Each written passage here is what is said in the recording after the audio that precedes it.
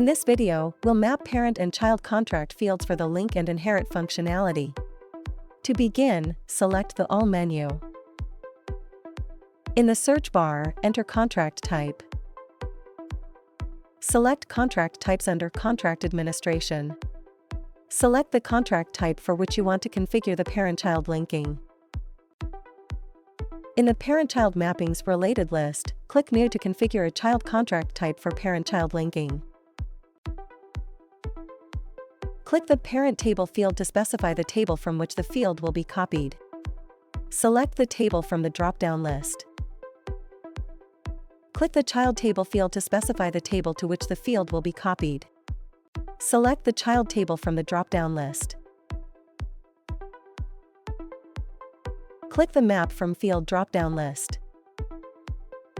Select the field that you want to copy from. In this demo, we'll select the Collaborators field. Click the search icon next to the Child Contract Type field. Select the contract type that you want to configure as child contract. Then click the Submit button. Click the Update button on the contract type form. The parent-child mapping is now configured. Child contracts will automatically inherit the configured fields from the parent contract when linked.